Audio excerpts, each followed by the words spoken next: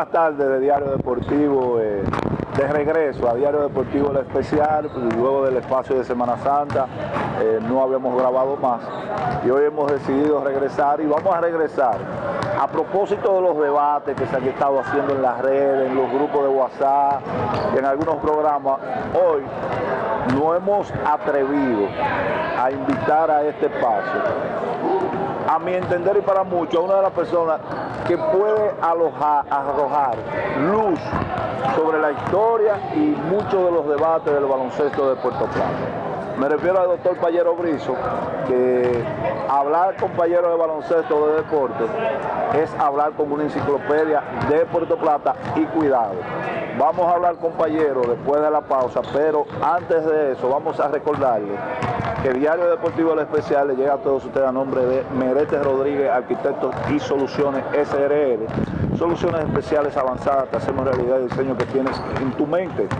Nos puede contactar en la avenida Luis Ginebra, número 49, en el local A204, en la Plaza Galería del Atlántico, o a su teléfono, el 586-7177, o visítanos en nuestra página www.meretesrodriguez.com.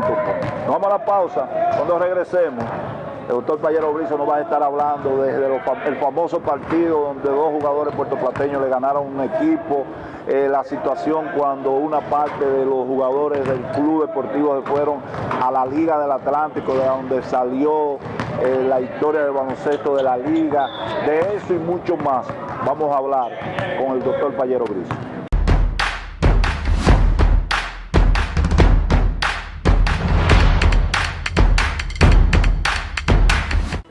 Establecimientos del país abastecidos con medicamentos falsificados. Venta de medicamentos falsificados deja millones de pesos de beneficio. Pacientes denuncian que por consumir medicamentos falsificados ponen en riesgo sus vidas. Mueren por consumo de medicamentos falsificados.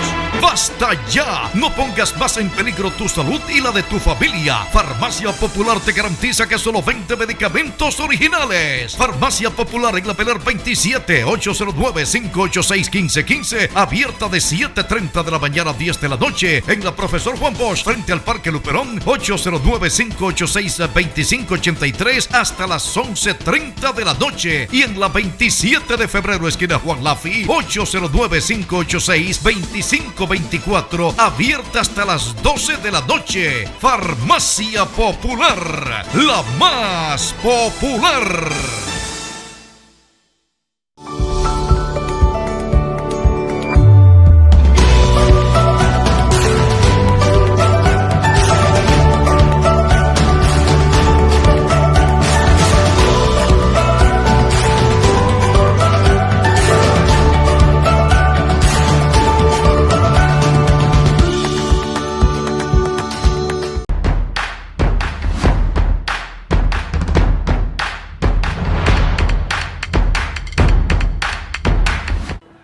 Estamos de regreso y vamos a hablar, vamos a darle la bienvenida al doctor Payero Brizo, catedrático universitario, uno de los mejores pediatras de aquí de la ciudad de Puerto Plata y también un gran deportista de nuestra ciudad que nos da el placer de acompañarnos en el día de hoy. Payero, buenas tardes, para nosotros es un placer estos minutos que usted nos sacó de su agenda, porque sabemos el diario vivir de usted cómo es, para hablar un poquito del baloncesto.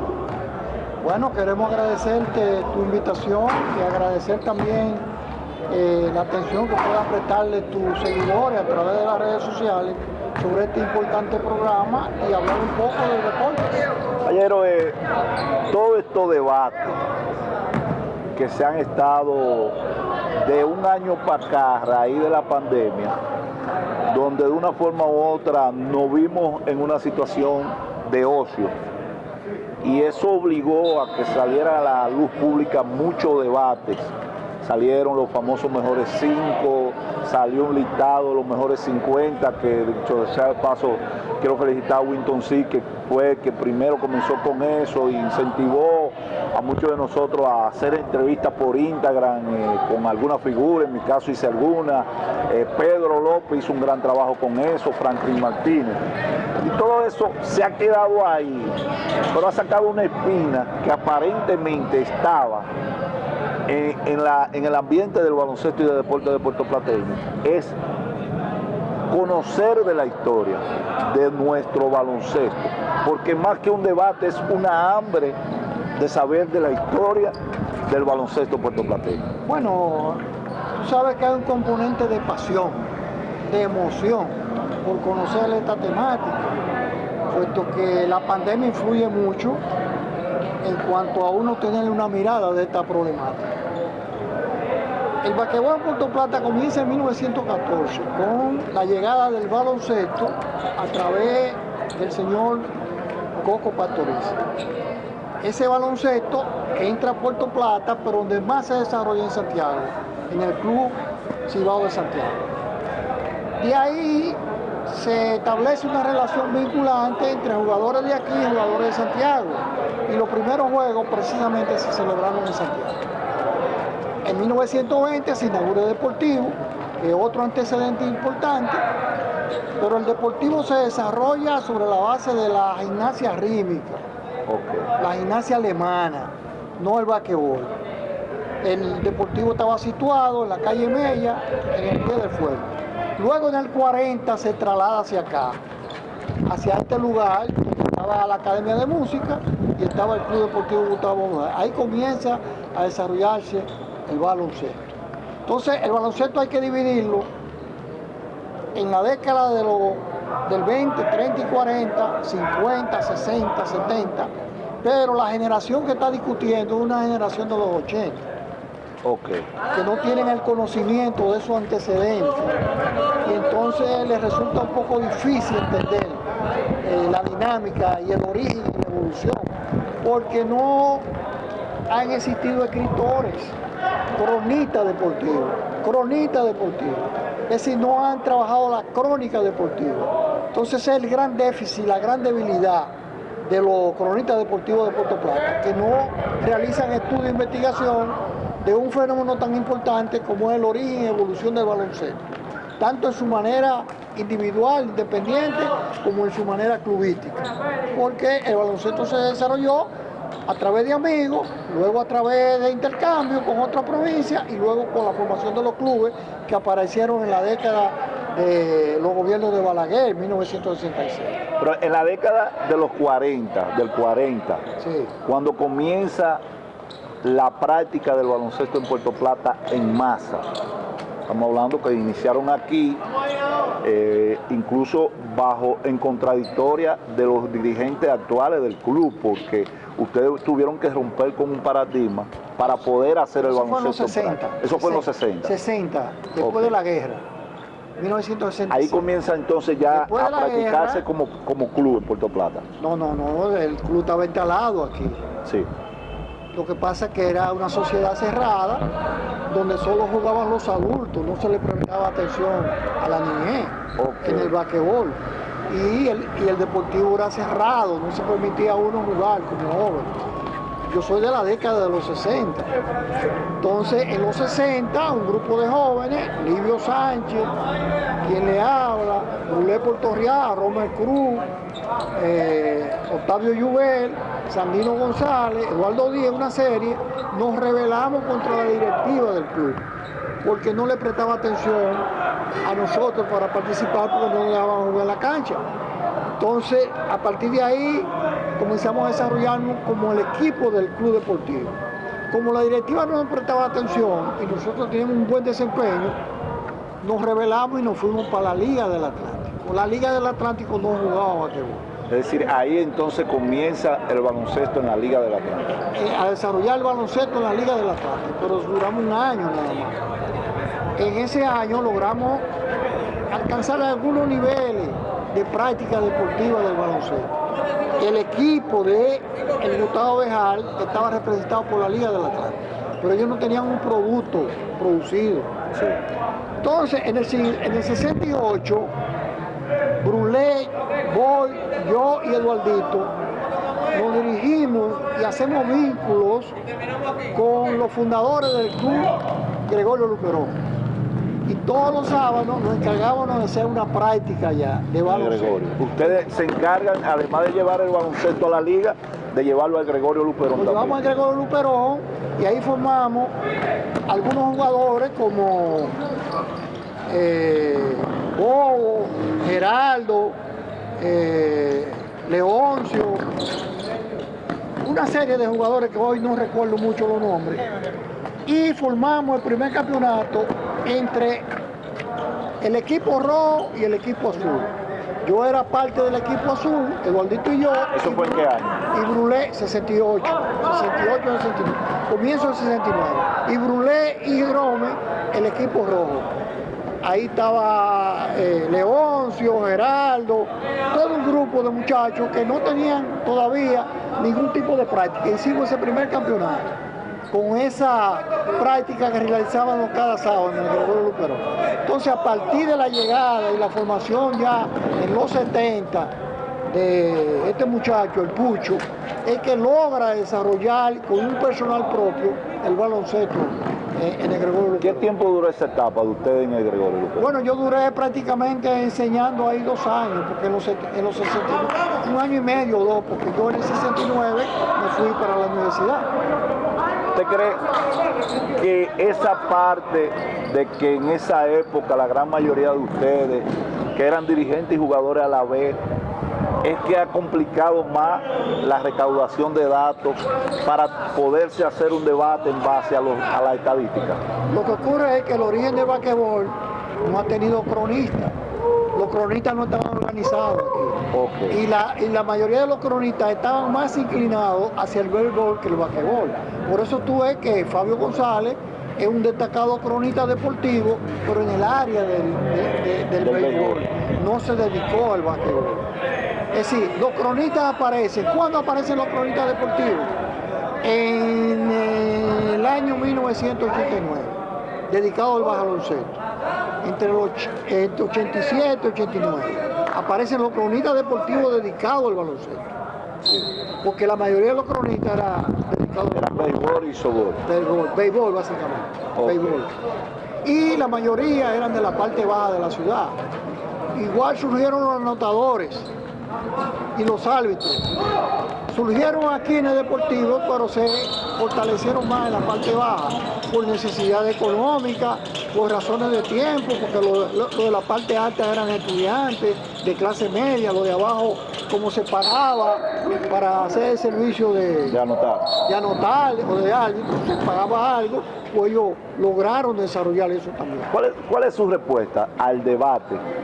Que usted incluso ha sido partícipe de él en las redes. Bueno, el debate, lo que ocurre es que hay que situarse en el contexto del basquetbol. Yo no puedo comparar los años 80, jugadores de los 80, con jugadores del 2020. Eso es imposible comparar. No era el mismo sistema, ni el mismo modelo de juego del basquetbol, ni la misma regla. ¿Entiendes? Ni el mismo desempeño que tenían los jugadores, ni las mismas condiciones físicas, ni la misma práctica, ni los mismos entrenadores. Es decir, el basquetbol de la década de los 60, 70, 80 estaba descansando más en los románticos, en la parte romántica del basquetbol. Es una competencia sana de clubes para intercambiar deportivamente, pero ahí no había un registro estadístico de lo que cada club llevaba en su evento deportivo. Solo hay registro estadístico de los juegos nacionales, de los juegos estudiantiles, y tal vez aparezca algún papel de los luperonianos, pero eso no podemos compararlo con los juegos organizados que se realizaban en la década de los 60, 70, 80, porque quienes organizaban los juegos, principalmente el primero era el club deportivo, porque era el único club que practicaba basquetbol. Luego, convocatoria de varios clubes, por consenso, organizaban equipos. Luego, personalidades constituían comités de apoyo para la celebración de campeonatos. Luego, el Distrito de Educación organizaba campeonatos. Okay. Luego, organizaban campeonatos la Asociación de Estudiantes Universitarios, cuando venían en vacaciones. Y en algunas ocasiones hasta la Fuerza Armada la acción cívica de la Fuerza Armada llegó a organizar campeonatos. Es decir, que no había un organismo control de las actividades deportivas a nivel de baloncesto para esa época. Es a partir de 1989, yo llego al país en el 1987, el Deportivo está cerrado, porque a Chichi Escoto se le ocurrió desbaratar la cancha de asfalto que había para hacerla de cemento, pero él fracasó en ese propósito y el club duró 3 años cerrado. Por eso la discusión que hay de que un club ganó 6 campeonatos en la década del 80 no es real, porque la única cancha que había habitable para jugar basquetbol, para realizar el campeonato, era el club deportivo y estaba cerrado. En la década del 80 duró 7 años abierto y los 7 años no fueron...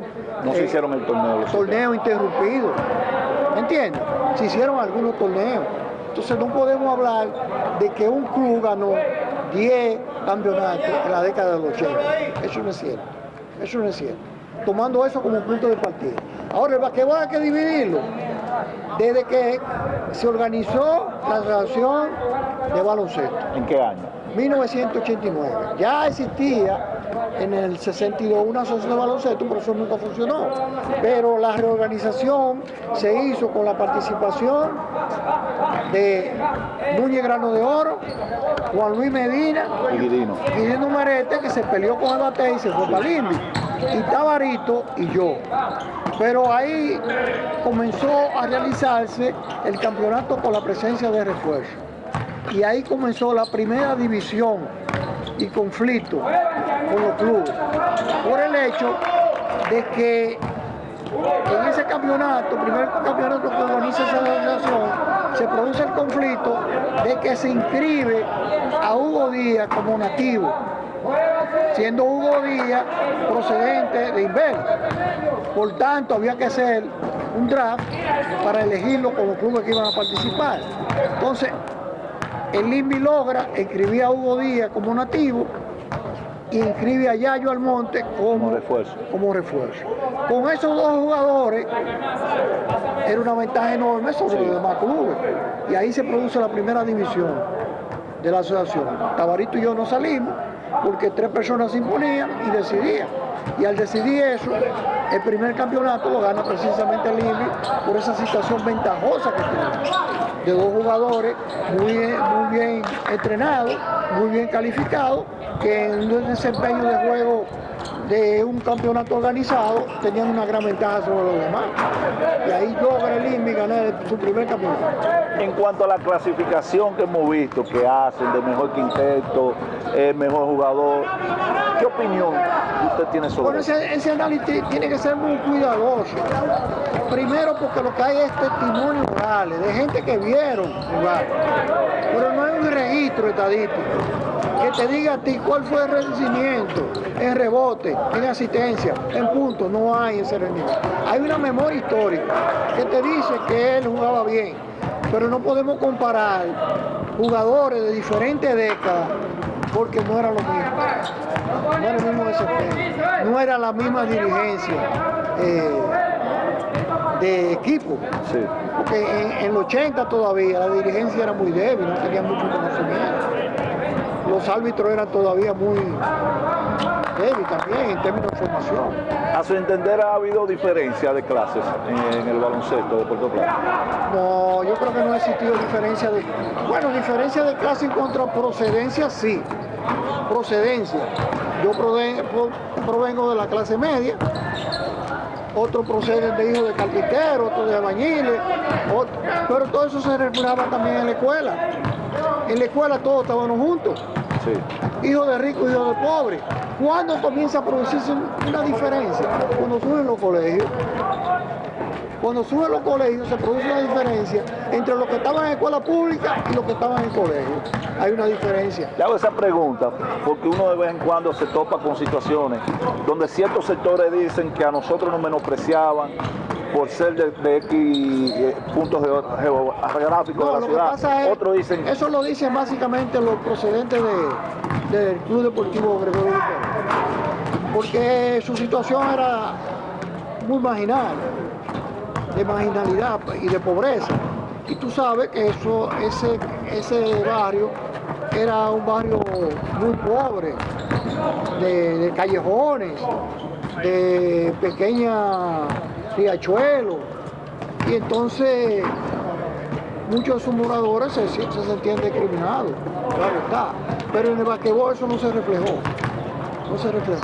Claro que para ellos eran pobres y los de arriba eran ricos, pero eso no hubo una diferencia marcada, que dijera uno que ellos se les discriminara o que los jugadores de aquí lo discriminaran. No ocurrió nunca.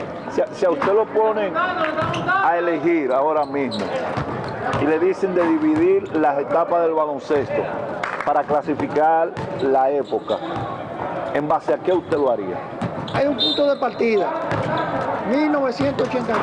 Del 89 hacia atrás no hay registro estadístico, no había un basquetbol organizado, no había un organismo rector. Por tanto, es un antecedente importante a tener presente del rendimiento, el desempeño de muchos jugadores que están registrados en la memoria histórica de los aficionados, de los dirigentes de clubes, de los simpatizantes, pero el análisis que se hace de eso está más registrado en la pasión por su club, pero no por estudio estadístico, ¿entiendes?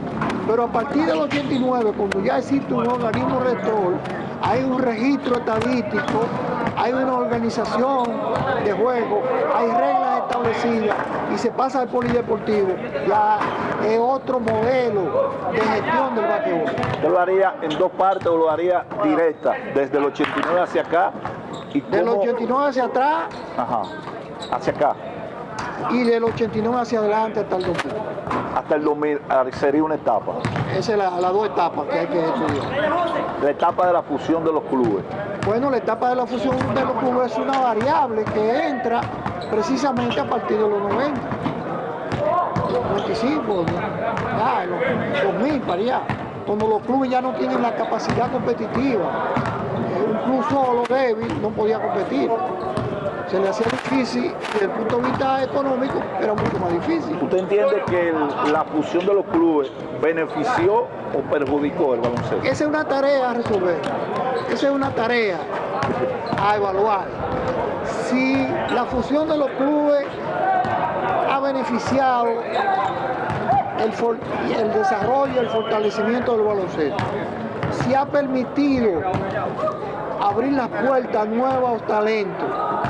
Eso es importante saberlo.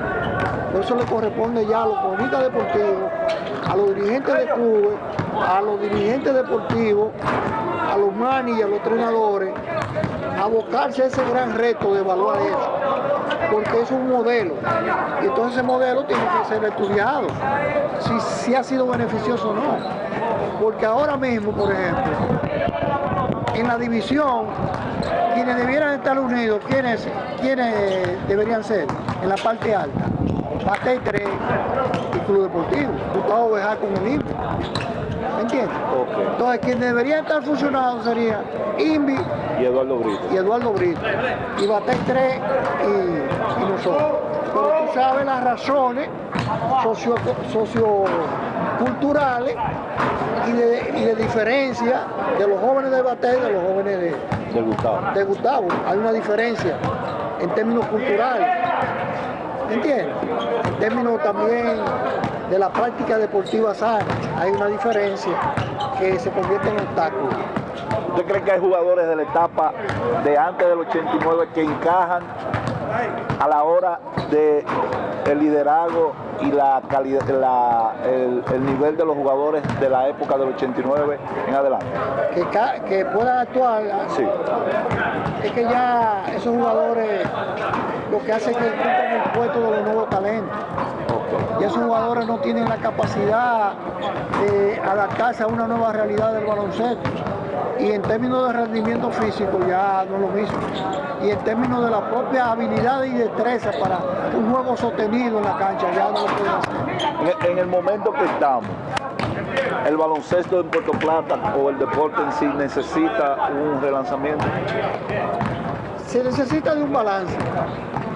Y ese balance prácticamente tiene que partir no solo de la asociación, sino de los dirigentes clubísticos. Y hay una gran debilidad en los clubes, en su aspecto dirigencial.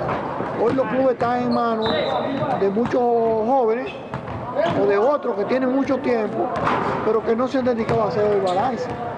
Y eso es un obstáculo para tú poder cambiar el modelo que se te viene realizando, porque hay modelos que se imponen, que lo hace un grupo y te impone un modelo de juego o de gestión, y entonces la mayoría no están identificados con ese modelo, pero juegan, ¿tú entiendes? Entonces hay que hacer un balance ahora. Si el modelo de fusión está dando buenos resultados para el subimiento de los talentos, pero no para la celebración de campeonatos, el subimiento de los talentos del baloncesto y el desarrollo del baloncesto. Hasta ahora la asociación ha tenido alguna iniciativa que ha logrado irradiar el baloncesto en toda la provincia.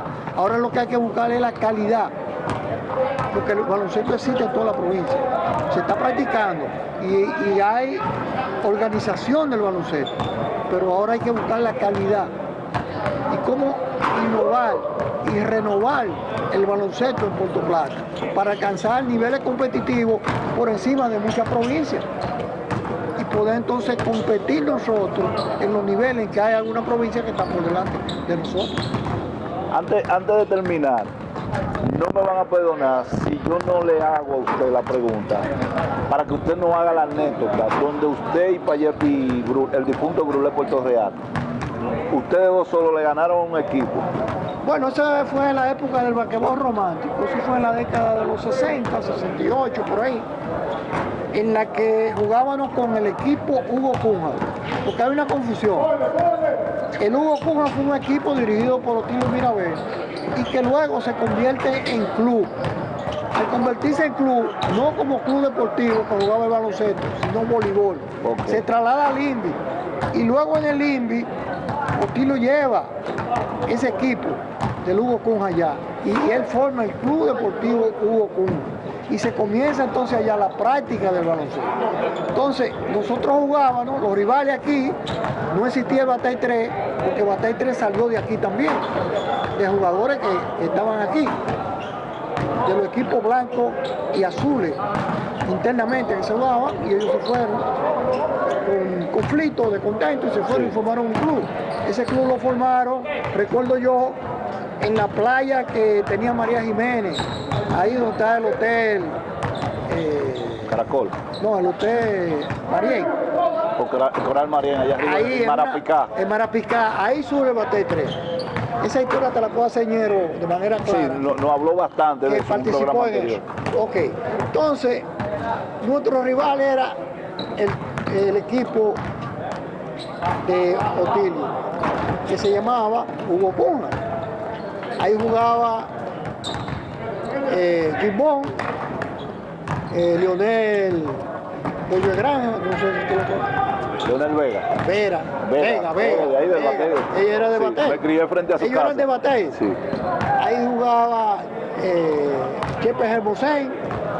Es decir, que eran de la barriada también, pero estaban afiliados al Hugo Cunha. En ese juego, la mayoría de los jugadores nuestros fueron eliminados por falta y nos vimos, Grulé y yo, obligados a enfrentar a los 5 jugadores del Batey. Del Hugo Cunha. Del Hugo Cunha. Del Hugo Cunha. Como Grulé tenía un jugador de grandes habilidades y destreza, y yo también era un destacado jugador del club, logramos, bajo esa combinación, imponernos a los 5 jugadores de ellos, que eran jugadores altos, sí. Pero nosotros teníamos un poder, que era el tiro de media cancha y la penetración, y eso nos llevó a derrotarle. Esa es una historia que no está registrada, que está registrada no en la estadística, sino en la memoria histórica de los aficionados. ¿Qué mensaje usted le envía a esas personas que están ahora en el debate? Todas esas personas que están en debate, ya yo le hice un planteamiento a Wilton de la necesidad de que algunos de nosotros se sienten en un encuentro de reflexión, de estudio e investigación, en la que puede participar Winton, Moisés, Ñero, yo. Hay una serie de jugadores que tienen un buen registro memorístico de esos acontecimientos. Hay uno que tiene un buen registro, pero no sé si está en buen estado de salud, que es Miki. Ok, sí. Él tiene un buen registro de esa historia. Entonces, si esa persona, bajo la incidencia de la Asociación de Cronistas, que se dedique a la Asociación de Cronistas a conocer esa historia, creo que se podía sacar una buena síntesis de ese trabajo y soluciones para el basquetbol moderno de hoy. Algunas aportaciones, algunas sugerencias para ese basquetbol moderno de hoy. Antes de irnos, ¿de cuántos minutos? ¿2 no quedan? 3. Me preguntaba alguien ahorita, que le dije que yo lo iba a hacer esta entrevista a usted, que le preguntara a usted sobre la incidencia de 3 personas en el baloncesto de Puerto Plata, que fueron Miguel Muñoz Valerio, Chu Hipólito y Amaury Quesada. Bueno, esos 3 jugadores tienen amplia experiencia de su pasado como atleta, pero debe reconocer que hay 2 cosas muy importantes. Chachá fue un jugador destacado de un equipo, pero fue un gestor también del basquetbol. Sí. Gestor.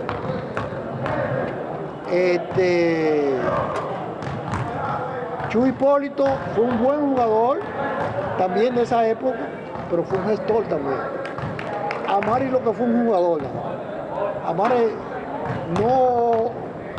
no tenía la visión de ocuparse, de organizar, Sí. pero fortalecía el equipo, pero no era un gestor de club, en este caso. Entonces, no ambos, sino los 3, tienen sus condiciones y su experiencia acumulada. Cada uno tiene sus condiciones de sus destrezas y habilidades como jugador, como en el caso de Amaury. Fue en su posición, fue un buen jugador.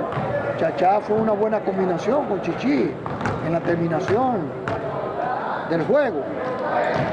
Y Chu fue un buen centro. Es decir que los 3 aportaron al desarrollo del basquetbol. Pero cuando tú te haces la pregunta, ¿y cuál fue el mejor de los 3? No te puedo decir porque los 3 jugaban posiciones diferentes. Sí. Posiciones diferentes. Entonces, sí puedo decir que fueron 3 destacados jugadores, que no solo aportaron al basquetbol local, sino a la selección nacional. Porque yo participé como delegado en Barahona, en los Juegos Nacionales. Ese fue el torneo donde a ustedes, a Puerto Plata, lo dejan jugar el último partido después que la delegación se fue. Se fue, a las 8 de la mañana. Jugamos ese juego. Que le ganaron al equipo donde tenía Grillo Vargas, Tito Holfo, ese grupo. Entre Chichi y Amaury jugaron excelente en ese juego. Sí. A pesar que al comienzo hubo conflicto entre ellos 2 y debilidades emocionales, pero ellos se reajustaron luego y tuvieron buenos resultados. Para finalizar, ¿qué era más difícil manejar? ¿El baloncesto de esa época o el de ahora?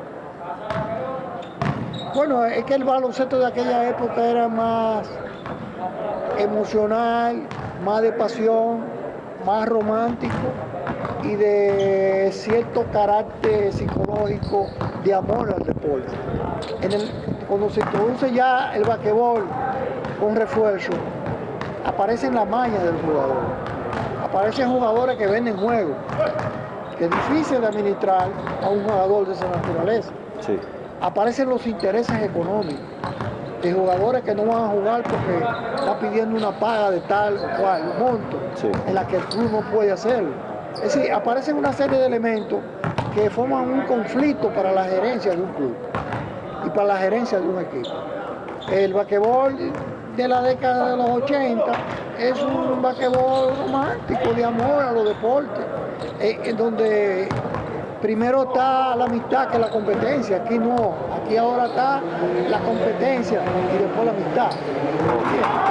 Y está el dinero por el medio de aquella empresa o de aquellos que te gestionan el financiamiento del equipo. Caballero, yo sé que esto va a quedar, porque mucha gente va a querer que haga la segunda parte, que la vamos a hacer. Le vamos a agradecer estos minutos. En lo personal, usted sabe el gran respeto y la admiración que siempre le he tenido a usted. Y esperar que esta entrevista, más algunos escritos que usted ha hecho en las redes, sirvan para que en un momento dado, tanto la crónica deportiva como ustedes, los que tienen esa gran experiencia, de una vez por todas nos decidamos y hagamos un conclave sobre la historia del baloncesto puertoplateño.